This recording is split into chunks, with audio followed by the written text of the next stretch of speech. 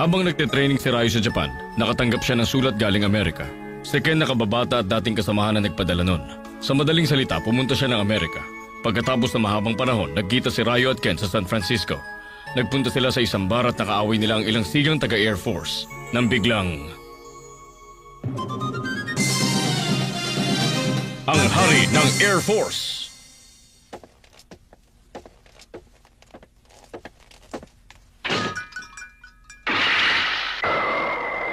Taganong?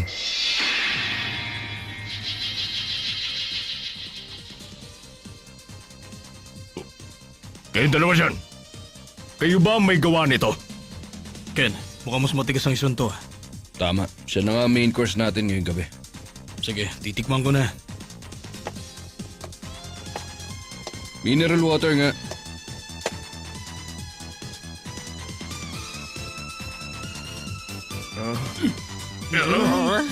Hoy bata, sigurado ko bang natapos mo ng gawin yung assignment mo sa school? Oo, ipapakita ko sa'yo kung paano ko ginawa yun!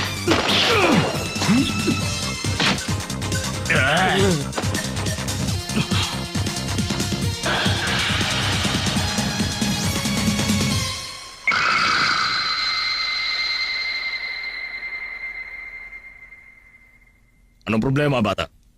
Ano, tapos ka na ba?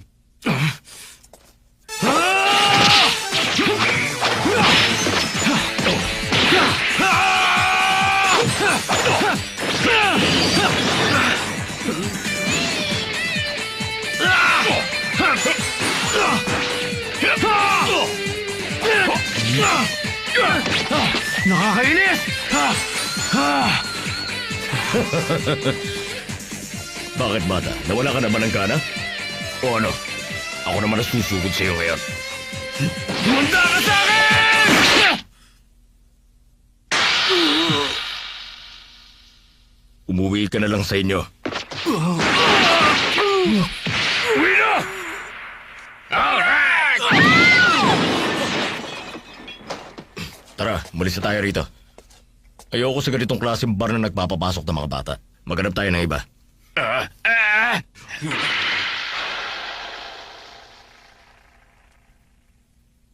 Hoy! Ang akala mo ba mapapatambo mo na ako ng mga suntok mo na yon?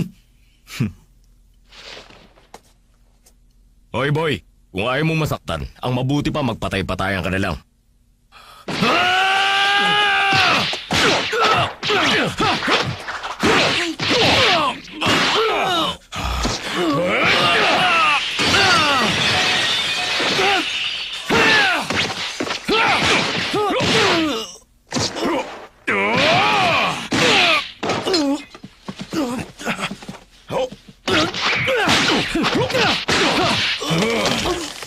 Huwag ka nang pumalag kami kasi boy.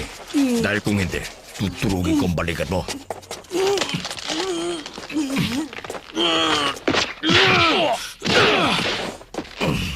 Loko kang bata ka?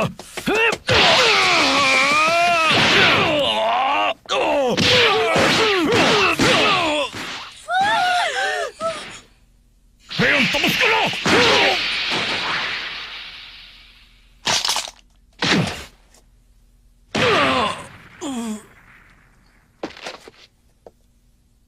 O ikaw, ibang klase ka rin ha. Wala kang kaimik-imik dyan. Hinayaan mo lang na bugbugin ko ang kasama mo. Pwede ba wag mo kami itulad sa mga duwag mong kasamahan? Isang kahihiyan para sa amin ang labanan ng taong katulad mo!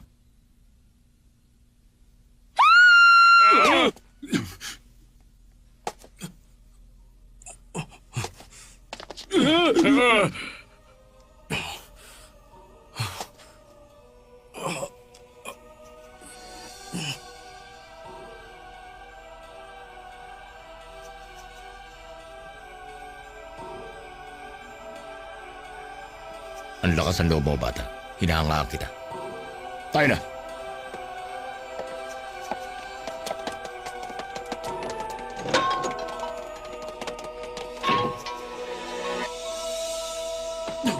Kayo!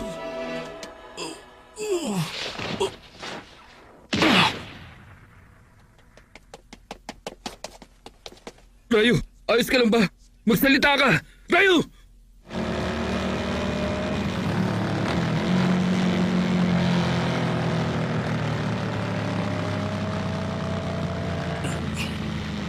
hindi siya tao. Ano, Rayo? Ano yung sinasabi mo? Sabi ko, hindi tao yung lalaking yun. Tama ka, sang-ayon ako. Oo, naalala ko na. Nakapanood ka na ba ng zombie movie? Bakit ano ba yun? Pagdating sa bahay, humarap ka sa salamin. Tol naman, magdaan-daan ka naman dyan. Sensitibo ako sa mga oras na to. Kaya ano ka ba? Sabi na huwag mong bilisan eh. Pwede ba magdaan-daan ka lang? Ang sakit-sakit ng katawan ko. Hoy, ano ka ba? Teka, Ken! Teka lang! Pambihira ka, tuwan-tuwa ka ba?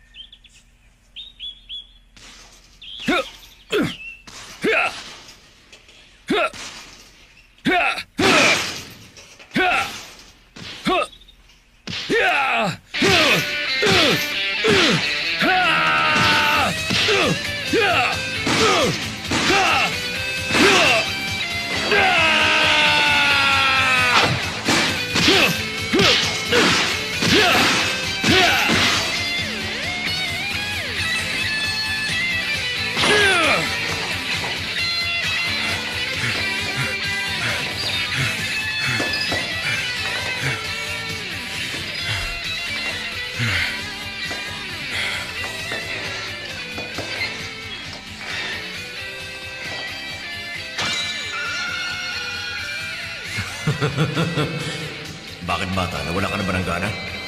O ano? Ako naman susugod sa'yo ngayon.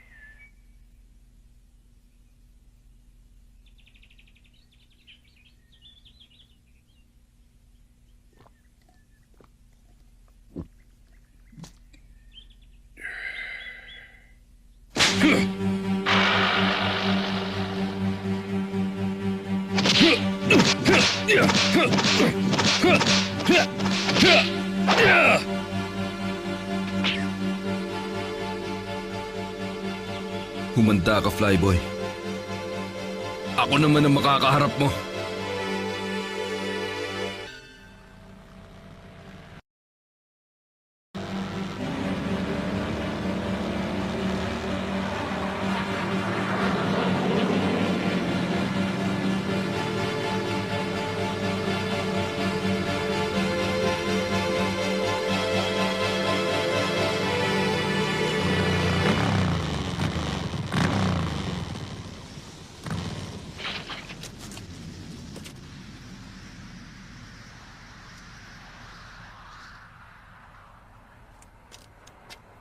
Hi. Huh?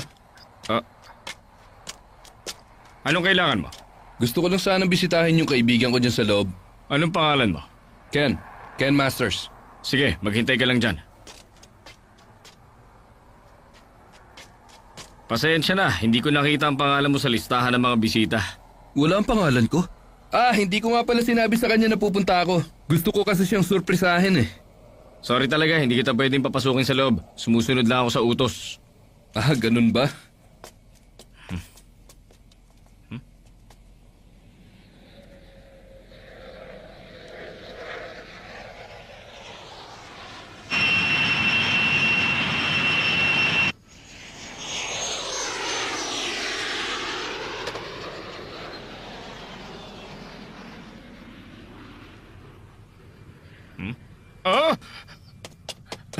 Mr. Ken Masters!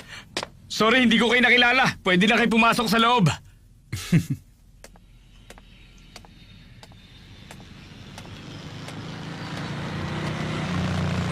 Excuse me, miss. Bakit? Ano yon? Meron kasi ako hinahanap na kaibigan eh. Doon ka na lang magtanong sa information office. Ang totoo niyan, hindi ko alam ang pangalan nun eh. Oo nga pala, mahilig yun pumunta sa mga bar gaya ng Mount Fuji. Malaki ang muscle niya. Magaling siya makipaglaban at Ay, saka... naku. Ganyan ang description ng halos lahat ng lalaki dito. Hindi ka nagbibiro? Makakakita ka ng ganong karaming lalaki ngayon kapag pumunta ka sa gym. Pero kung pupunta ka ron nang hindi ka iniimbitahan, hindi ko masasabi kung ano mangyayari sa'yo. Maraming salamat sa paalala mo. Doon ang papuntang gym, diretsuhin mo lang ang kalyeng to. Dumiretso ka lang sa pagitan ng barracks at nung bagong building na yon. Doon sa dulo. Teka, nakikinig ka ba? Bago ako pumunta ron, gusto sana kitang ilibre na maiinom. Kung okay lang sa'yo. Huh?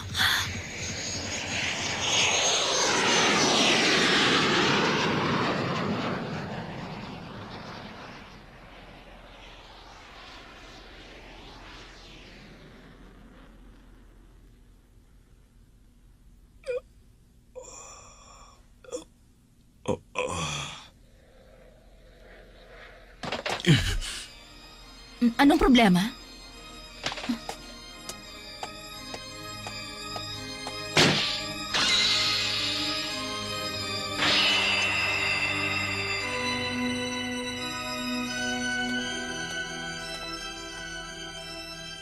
Siya na nga to. Si Kyle. Siya ba? Kalilipat lang dito ni Sergeant Guile. Nanalo siya sa isang malaking laban sa gym. Ginulat niya nga ang mga nandito sa base. Paano mo siya nakilala? Ako nagturo sa kanya, estudyante ko siya.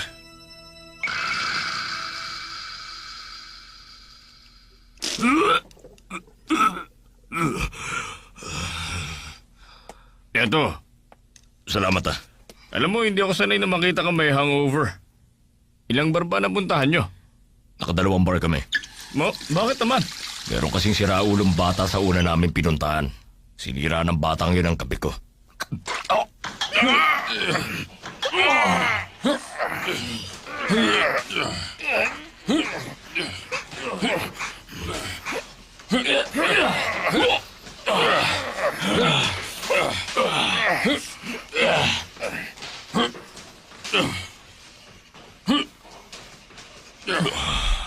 Ano ba yan?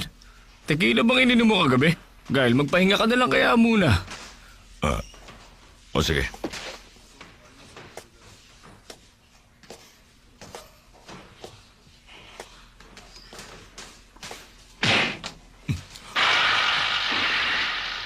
Nakita rin kita. Kumusta? Bakit ba? Ano bang kailangan mo sa akin, bata? Ano ba sa tingin mo? Tapusin natin yung laban! Pinabayaan na kita magpahinga na isang gabi. Pero ngayon, matitikman mo ang kamao ko. Sabihin mo nga sa akin, talaga bang estudyante mo si Guile?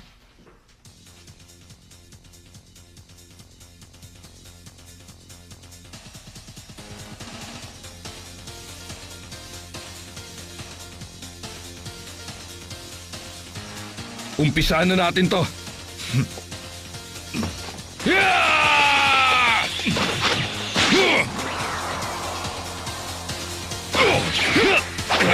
Ang galing niya. May hangover pa si Gail na lagay na yan, ha?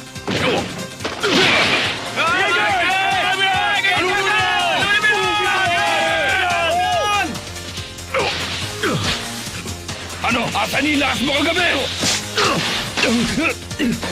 Madumi ka maglaro. Kahit ano pwede mangyari sa street fight. Tanda mo yan. Nakakainis.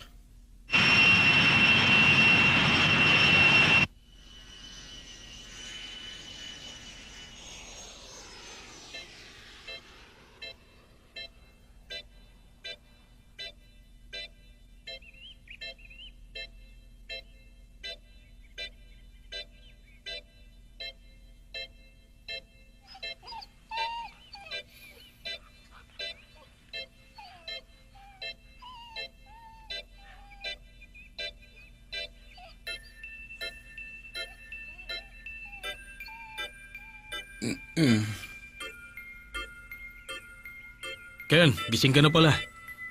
Ryo, ikaw pala. Kalahating araw ka ng tulog. Ganun ba? Kanino galing yan?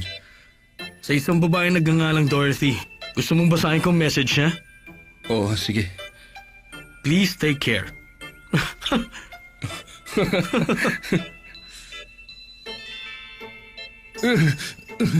Ang sakit naman. Nabugbog ng husto ang bibig ko. Hindi tuloy ako makakain kahit tinapay. Huwag ka mag-alala, bukas lang magaling na yan. Ah, sobrang init naman. Nakakainis. Ibang klase yung flyboy na yun. Tingnan mo, sama na itsura mo. Mukha ka ng zombie. Nagsalita hindi mo kang zombie. Ikaw nga rin eh.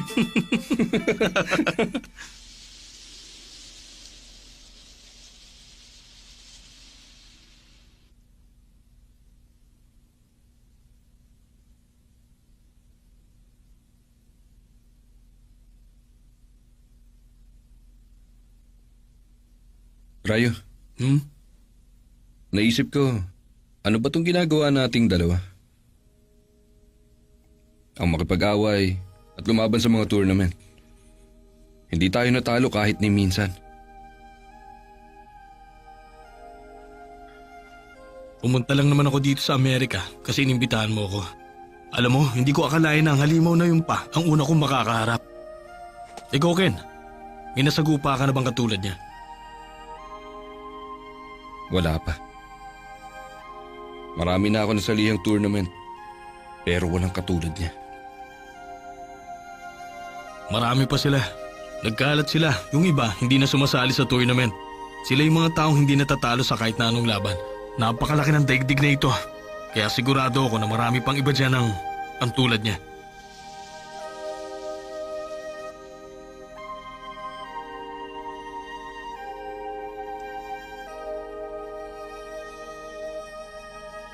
Ano, gusto mo bang subukan natin, Rayo? Ha? Makipaglaban tayo sa buong mundo. Ano ba yung pinagsasabi mo, Ken? Naalog na ba yung utak mo kaya ka nagkakaganyan? Ano ka ba? Matino ang pag-iisip ko. Pwede ba, Rayo, makinig ka muna sa akin. Alam mo, pwede tayong maglakbay sa buong mundo. Makikilala natin ang lahat ng underground street fighter sa buong daigdig. At makikilala rin natin yung iba pang mas magaling sa atin. Ayos na. Desidido na ako, Rayo.